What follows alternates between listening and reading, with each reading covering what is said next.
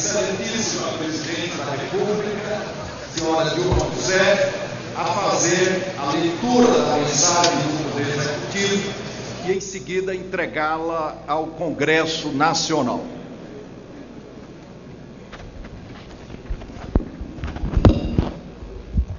Senhor senador Renan Calheiros, presidente do Congresso Nacional. Senhor deputado Eduardo Cunha, presidente da Câmara dos Deputados. Ministro Ricardo Lewandowski, presidente do Supremo Tribunal Federal. Senhoras e senhores, chefes de missão diplomática acreditados junto ao meu governo. Senhoras e senhores ministros de Estado, membros da mesa do Congresso Nacional, deputado Valdir Maranhão, primeiro vice-presidente, deputado Beto Mansur, primeiro secretário, senhoras e senhores senadores, senhoras e senhores deputados federais, senhoras e senhores jornalistas, fotógrafos e cinegrafistas, senhoras e senhores, na abertura do ano legislativo de 2016, volto a me dirigir ao Congresso Nacional para cumprir o dever constitucional de prestar contas das atividades do Executivo Federal em 2015 e indicar as prioridades para o exercício que se inicia em 2016. Espero, ao longo deste ano, contar mais uma vez com a parceria do Congresso Nacional para fazermos o Brasil alcançar patamares mais altos de justiça, solidariedade e igualdade de oportunidades. O Brasil precisa da contribuição do Congresso Nacional para dar sequência à estabilização fiscal e assegurar a retomada do crescimento. Esses objetivos não são contraditórios, pois o crescimento duradouro da economia depende da expansão do investimento público e do investimento privado, o que, por sua vez, requer equilíbrio fiscal e controle da inflação. Neste ano legislativo, queremos construir, mais uma vez com o Congresso Nacional, uma agenda priorizando as medidas que vão permitir a transição do ajuste fiscal para uma reforma fiscal. Queremos construir as bases para a sustentabilidade fiscal no médio e longo prazo, estabelecendo um cenário de maior confiança na economia brasileira. Vamos propor reformas que alterem permanentemente a taxa de crescimento de nossas despesas primárias. Queremos discutir com o Congresso Nacional a fixação de um limite global para o crescimento do gasto primário do governo, para dar mais previsibilidade à política fiscal e melhorar a qualidade das ações de governo. Ao mesmo tempo, como teremos limitado controle da evolução da receita, necessário se torna também a adoção de uma margem de flutuação do resultado fiscal para acomodar sua volatilidade. Precisamos combinar metas mais flexíveis de resultado, com limites mais estritos para o gasto. Ainda no primeiro semestre, apresentaremos ao Congresso uma proposta para análise. Queremos adotar um processo continuado de reforma de nossos programas, de nossas políticas, a fim de eliminar distorções e excessos e visando preservar todas aquelas que são essenciais. Começamos esse processo no ano passado, aperfeiçoando regras de programas de transferência de renda, de educação e de crédito direcionado. Revisamos, com o apoio do Congresso, regras do seguro-desemprego e do abono salarial, tornando estes programas mais sustentáveis. Fizemos o mesmo com o FIES na área de educação e estamos fazendo agora com o Ciência Sem Fronteira e o Pronatec. Revisamos ainda os subsídios financeiros dos programas do BNDES, mantendo as linhas de crédito com um custo menor para o contribuinte. Os programas prioritários estão mantidos, melhorados e em bases mais sustentáveis. A nossa visão é, sempre, reformar para preservar os programas sociais e o investimento, adequando-os à conjuntura econômica e às demandas da sociedade sobre o Estado. Precisamos ter como horizonte o futuro do país e não apenas o período do meu governo. Como já foi assinalado, devemos lembrar que uma crise é sempre um momento muito doloroso para ser desperdiçado. É um momento em que surgem oportunidades para se construir soluções criativas e duradouras para os desafios difíceis. Nesse momento, nos cabe enfrentar o desafio maior para a política fiscal no Brasil e para vários países do mundo, que é a sustentabilidade da previdência social em um contexto de envelhecimento da população. No ano passado, a previdência social e os benefícios assistenciais do BPC responderam por 44% do nosso gasto primário. Mantidas as regras atuais de aposentadoria, esse percentual tende a aumentar exponencialmente diante do envelhecimento esperado da população brasileira. Um dado ajuda a explicitar nosso desafio. Por exemplo, em 2050, teremos uma população em idade ativa similar à atual. Já a população acima de 65 anos será 3 vezes maior. E de hoje até lá, este será um processo que passará por 1 vez maior, 2 vezes maior, até chegar a 3 vezes maior. Há várias formas de preservar a sustentabilidade da Previdência Social. E vamos apresentar nossas propostas e considerar as demais propostas em todos os fóruns de debate. Vamos dialogar com a sociedade para encaminhar ao Congresso Nacional uma proposta exequível e justa para os brasileiros. Uma proposta que aprimore as regras de aposentadoria por idade e por tempo de contribuição para que se ajustem gradualmente à expectativa de vida da população. Enfatizo, a proposta que será encaminhada ao Congresso terá como premissas o respeito aos direitos adquiridos e levará em consideração expectativas de direito, envolvendo, portanto, um adequado período de transição. Não queremos e não vamos retirar qualquer direito das brasileiras e dos brasileiros. Quero ressaltar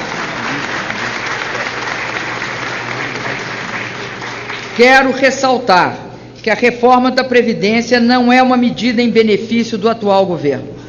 Seu impacto fiscal será mínimo no curto prazo.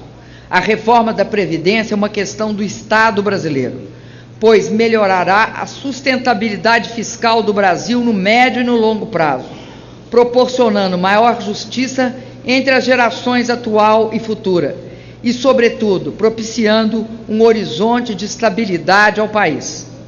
Outro componente de nossa reforma fiscal é a melhoria da avaliação e um controle ainda maior do nosso gasto público. Em 2015, adotamos várias medidas de contenção do gasto de custeio e conseguimos reduzir em 8,3% o custo da máquina pública em termos reais, ou seja, acima da inflação. Se desconsiderarmos o aumento do gasto com energia elétrica, conseguimos reduzir em 10,2% reais as despesas de custeio do conjunto do governo federal em 2015. Nesse ano, daremos continuidade à política de controle dos gastos de custeio e procuraremos aumentar a eficiência do governo mediante um conjunto de iniciativas. Dentre as principais ações, cabe destacar a continuidade da reforma administrativa e a avaliação periódica e obrigatória de todos os programas e ações do governo. Em resumo, a combinação de regras fiscais aprimoradas, sistema previdenciário sustentável a médio e longo prazo e avaliação obrigatória de todos os gastos públicos nos permitirá recuperar a estabilidade fiscal de modo duradouro. Como a maioria dessas iniciativas só tem impactos fiscais graduais e impactos de médio e longo prazo, não podemos prescindir de medidas temporárias para manter o equilíbrio fiscal.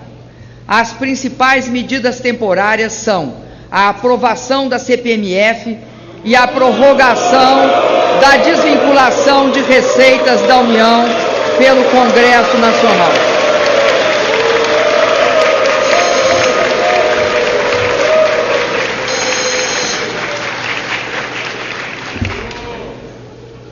Vamos propor a participação dos estados e dos municípios na arrecadação da CPMF, destinando esses recursos para a Seguridade Social, ou seja, Previdência e Saúde.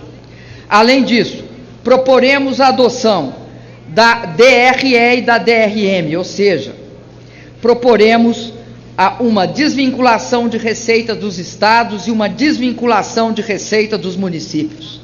As três esferas de governo precisam de mais flexibilidade para gerir o orçamento e de novas receitas para dar sustentabilidade à transição do ajuste fiscal à reforma fiscal.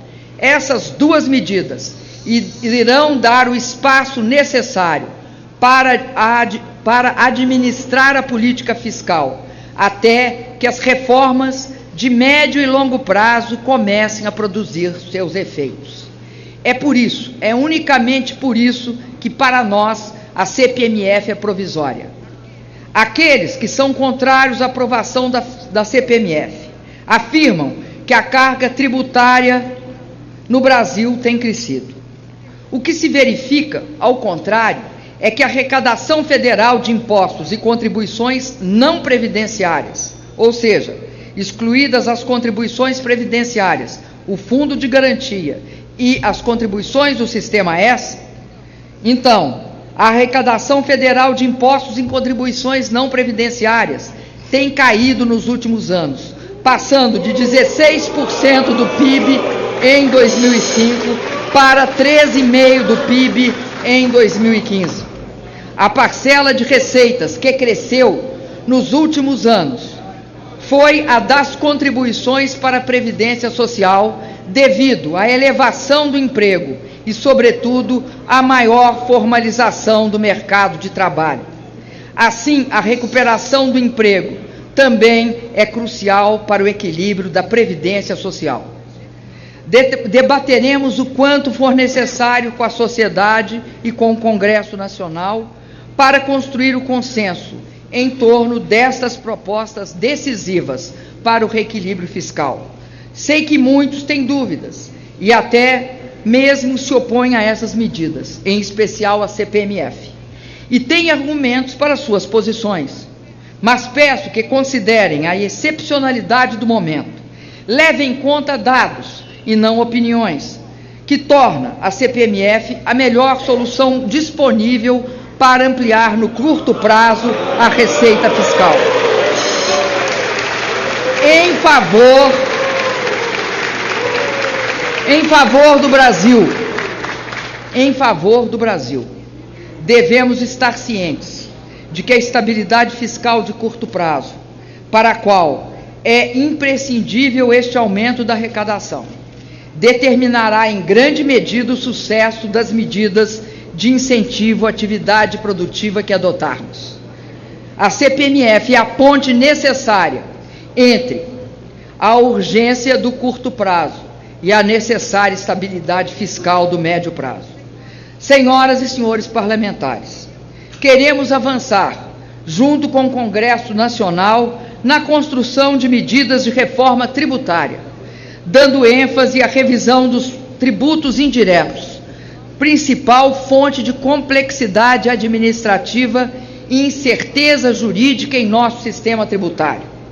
Nosso foco será simplificar, desburocratizar impostos e contribuições, preservando a arrecadação necessária nessa etapa da situação econômica do país. Faremos a reforma do PIS/COFINS, principal imposto indireto do governo federal. Nas próximas semanas, vamos enviar um projeto de lei ao Congresso Nacional propondo o chamado crédito financeiro para o PIS. No caso do ICMS, nosso objetivo é completar a reforma iniciada em 2015 com a regulamentação da Lei de Repatriação de Capitais e o direcionamento de parte dos recursos para os fundos de transferência criados para auxiliar os estados. Com essas medidas, será possível realizar, ainda em 2016, o acordo de convalidação de incentivos fiscais, eliminando uma fonte de incertezas para as empresas e governos estaduais e iniciando a transição para uma alíquota interestadual mais baixa a partir de 2017 ou 2018. No caso das micro e pequenas empresas, nosso objetivo é aperfeiçoar o projeto de reforma do Supersimples que está em tramitação no Congresso Nacional.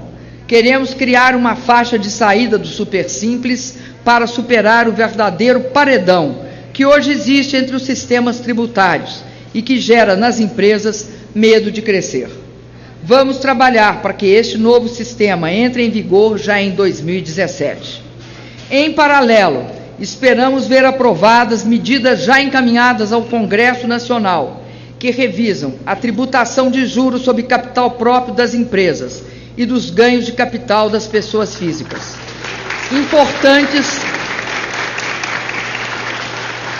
Importantes para aumentar a progressividade de nossos tributos diretos.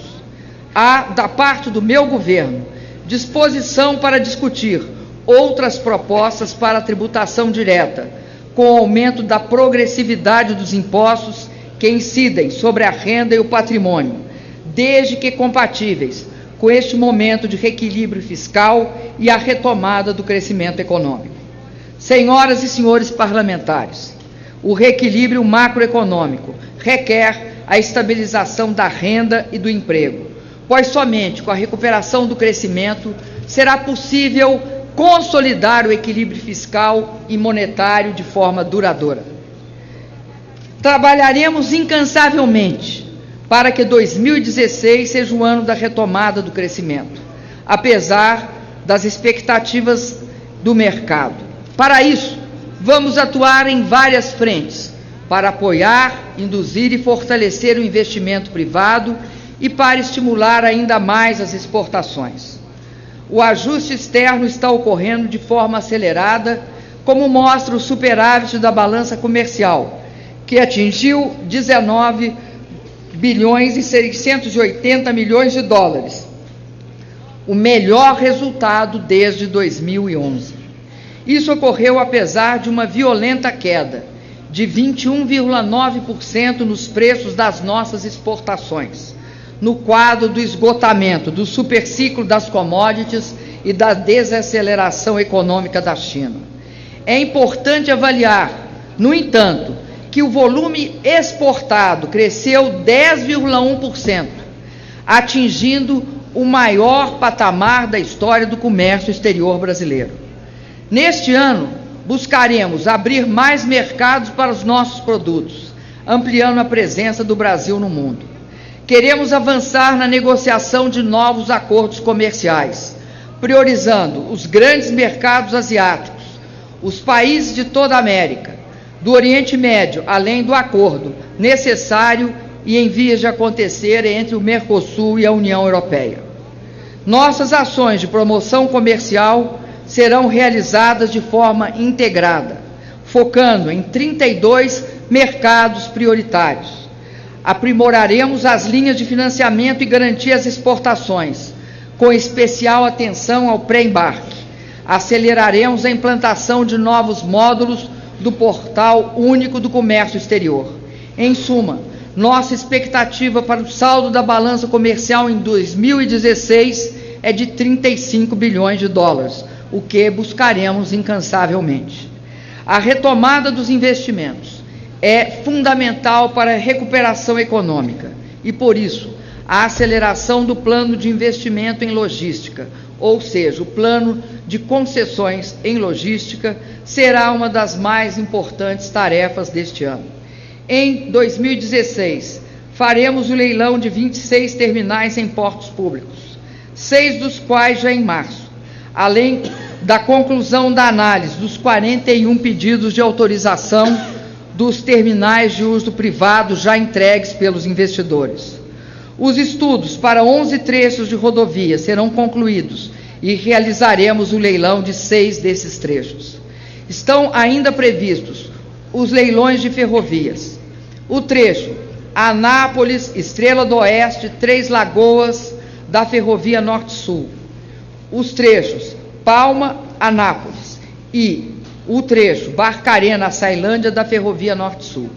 E, além disso, o trecho Lucas do Rio Verde, Miritituba, chamada Ferrovia dos Grãos. Os leilões para concessão dos aeroportos de Porto Alegre, Florianópolis, Salvador e Fortaleza também ocorrerão em 2016, ainda no primeiro semestre.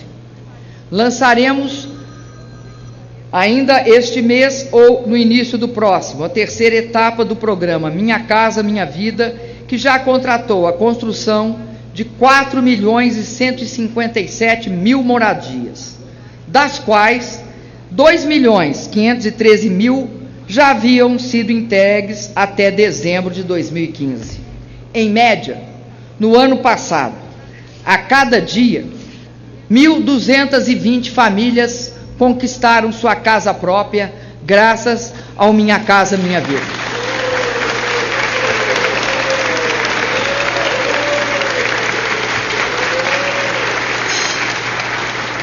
Em 2016, já estão em construção 1.600.000 moradias.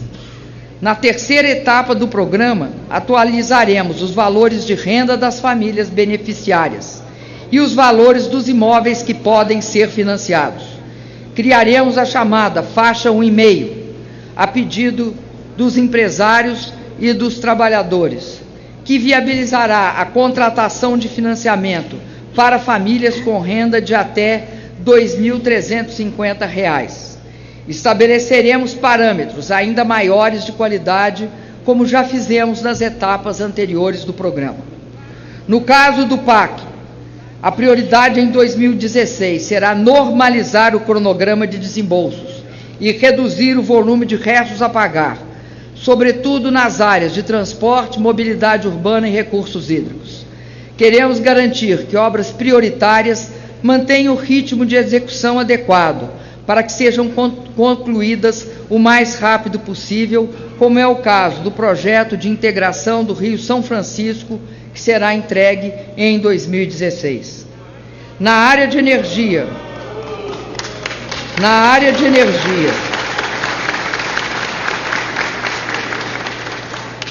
realizamos com sucesso o leilão das outorgas das usinas hidrelétricas existentes e não prorrogadas, que gerará uma receita de 11 bilhões de reais esse ano. Em 2016, vamos iniciar o processo de desestatização das distribuidoras da Eletrobras, aquelas que nos foi passada na época do presidente Fernando Henrique a título de federalização.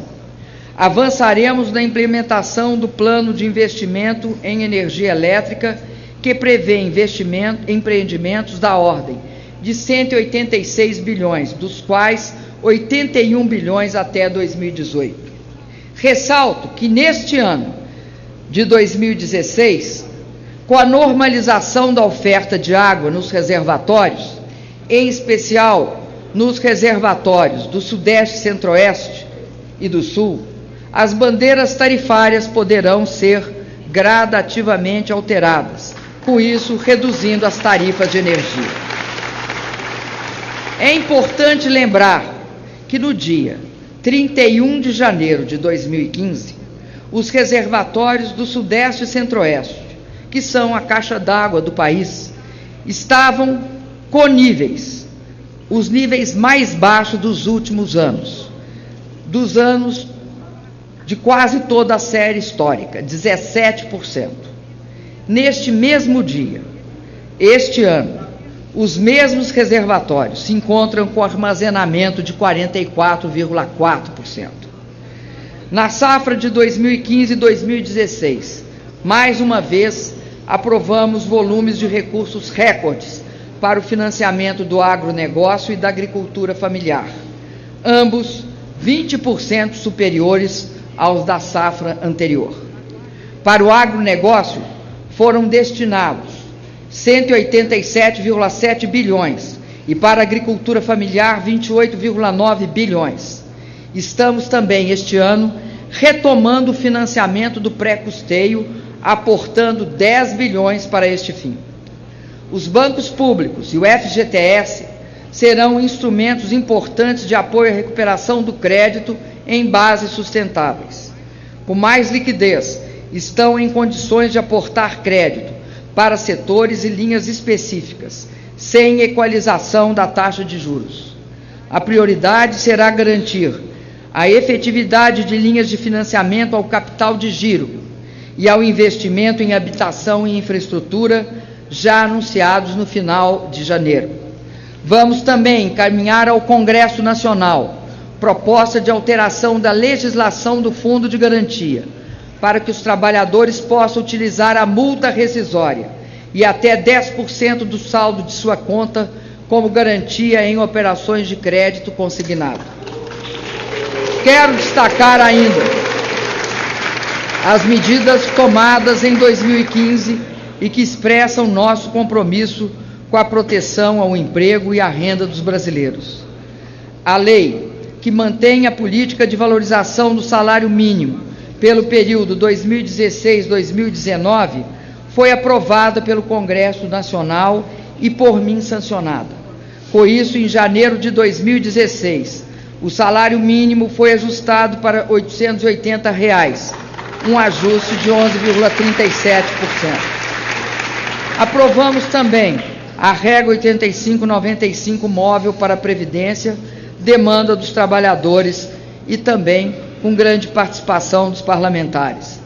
A partir da proposta das centrais sindicais, criamos o chamado PPE, Programa de Proteção ao Emprego.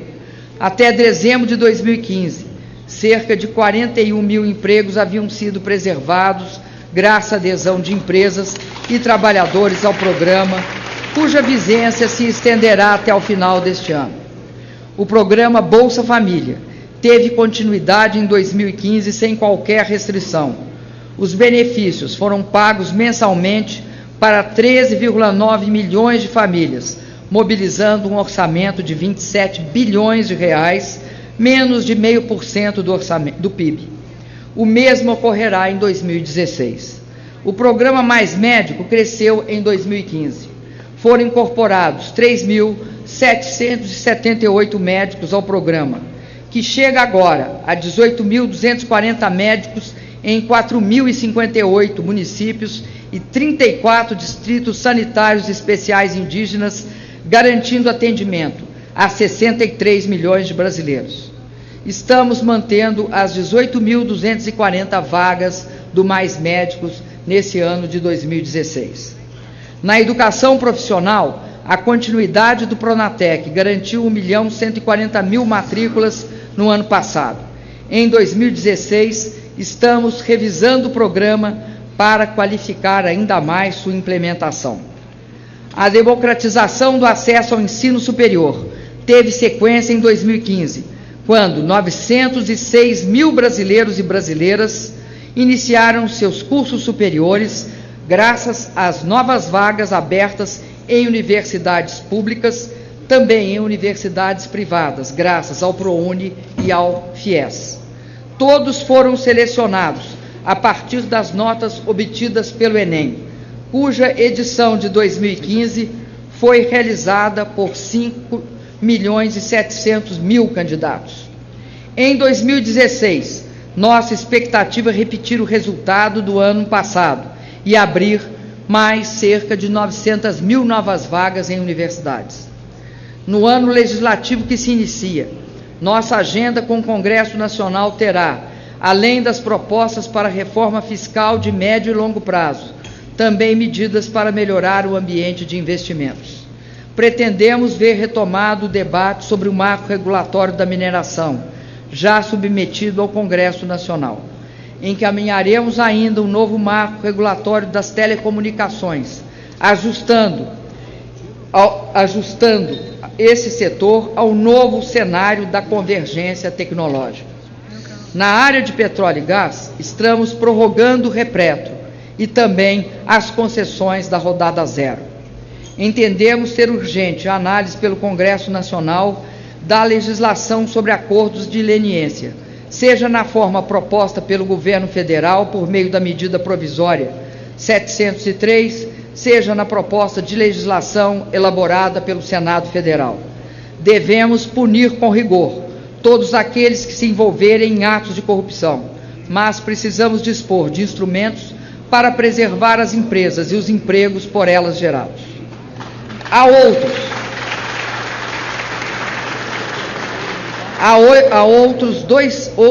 Há dois outros temas que considero fundamental compartilhar com as senhoras e os senhores parlamentares, pois irão nos exigir muita atenção e trabalho no ano que se inicia. No final de 2015, foi identificado um aumento sem precedentes no número de crianças nascidas com microcefalia no Brasil. Em tempo relativamente curto, este grave problema foi associado pelos pesquisadores ligados ao Ministério da Saúde e outros pesquisadores ao vírus Zika, cuja presença no país havia sido identificada também no final de 2015 e que se espalhava rapidamente pelos estados, começando pelos estados da costa nordestina. Decretamos emergência em saúde pública e passamos a mobilizar-nos, junto com os governos estaduais e municipais, para identificar as questões necessárias, as ações necessárias para enfrentar essa questão, essa grave questão de saúde pública. Já passados cerca de 4 meses desde a primeira notificação no Brasil, agora a Organização Mundial de Saúde declarou emergência de saúde pública internacional. Ao contaminar mulheres grávidas no início da gestação, o vírus Zika pode comprometer o desenvolvimento do cérebro do feto, causando microcefalia. Como até o momento não existe vacina contra o vírus, o melhor remédio disponível é o enfrentamento do mosquito transmissor, o Aedes aegypti, impedindo sua proliferação. Porque, se o mosquito não nascer, o vírus não tem como viver. Estamos agindo em todo o Brasil. Mobilizamos profissionais das Forças Armadas, equipamentos e larvicidas para apoiar os estados e os municípios. Iniciamos uma campanha nacional de mobilização. Agora, faremos a primeira grande operação a partir do governo federal, que ocorrerá em 13 de fevereiro, com a participação de 220 mil homens e mulheres de nossas Forças Armadas e de várias outras áreas do governo. Com o reinício do ano letivo, envolveremos, a partir de 19 de fevereiro, estudantes de todo o Brasil nessa verdadeira guerra em favor da saúde e da vida. Todos os prédios do governo federal estão passando por um processo de limpeza para eliminar os criadouros existentes. Quando for o caso da existência de águas paradas, a colocação de larvicidas. Ao mesmo tempo, iniciamos a capacitação de servidores federais para atuar no combate ao mosquito e na mobilização da sociedade. Estamos também preparando a rede de saúde para garantir atendimento rápido e eficiente às crianças afetadas pela microcefalia e às suas famílias. A rede que já estávamos implantando para atendimento às pessoas com deficiência no SUS será ajustada para lidar com a epidemia e, se necessário, ampliaremos os serviços e a oferta de equipamentos. Todo o meu governo está engajado no enfrentamento dessa emergência. Não faltarão recursos e tenho certeza que contarei, neste caso, com a sensibilidade do Congresso. Não faltarão recursos para que possamos reverter a epidemia do Zika vírus e lidar da forma mais eficiente e adequada possível com seus efeitos sobre a nossa população. Esta, sem dúvida, será uma de nossas prioridades nesse ano, para a qual conto com o Congresso Nacional. Queria informar as senhoras e senhores que estabelecemos com o presidente Obama um princípio de parceria para que nós possamos nós iremos fazer uma parceria com o governo americano, com o presidente Obama, que nós conversamos, para estabelecer a nossa capacitação no sentido, e para melhorá-la, no sentido de criarmos o quanto antes uma vacina para o Zika vírus. É bom informar os senhores que o Instituto Butantan, que tem uma parceria com a National Institute of Health, ou seja, o Instituto Nacional de Saúde americano, essa parceria, eles estão conseguindo desenvolver uma vacina contra os 4 sorotipos da dengue. Esse desenvolvimento está na fase 3, a fase mais avançada. O desenvolvimento dessa vacina, que tem características bastante melhores que as demais disponíveis, pode também nos facilitar nesse imenso combate contra o Zika vírus e, assim, contra a microcefalia. Senhoras e senhores parlamentares, em 2016, o Brasil estará mais uma vez no centro das atenções do mundo ao sediar um grande evento esportivo. Dessa vez, os Jogos Olímpicos e Paralímpicos Rio 2016. Os próximos 5 meses exigirão do governo federal e dos governos estaduais e municipais muito trabalho e dedicação para que todos os cronogramas sejam cumpridos. No final de abril, o espírito olímpico se espalhará pelo Brasil, com a chegada da tocha olímpica, cujo revezamento percorrerá todo o país a partir de Brasília em 3 de maio, passando por cerca de 330 cidades. Em 5 de agosto, quando a tocha olímpica adentrar o Maracanã, o Brasil mostrará ao mundo nossa força, nossa capacidade e nossa alegria. Seremos um anfitrião perfeito para os nossos visitantes, bem como para os mais de 4 bilhões de espectadores dos Jogos no mundo inteiro. Como torcedores e anfitriões, faremos dos Jogos Olímpicos e Paralímpicos Rio 2016 momentos de união e de congraçamento, e a mais bem-sucedida edição desses eventos de toda a história. Somos, neste caso, todos Brasil. Queria, antes de concluir minha fala, dizer para a deputada que eu conto com a colaboração dela, porque a questão da microcefalia deve preocupar a todos nós. Tanto impedir que haja o contágio de mais mulheres grávidas e crianças pelo vírus Zika, exterminando o vírus, mas também nós temos de desenvolver toda uma política de acolhimento. Por isso, deputada, eu falei na rede de assistência às pessoas com deficiência. Sei que a deputada é uma pessoa dedicada a essa área, por isso conto com a sua colaboração. Você pode nos dar muito boas ideias. Dedicarei, ao longo deste ano legislativo, todos os meus esforços como presidenta para que o espírito de solidariedade com a nação norteie o diálogo entre o Poder Executivo e o Poder Legislativo. Conto com o Congresso Nacional para podermos, em parceria, estabelecer novas bases para o desenvolvimento do país sem retroceder nas conquistas sociais obtidas nos últimos anos. Agradeço a todos vocês. Muito obrigado.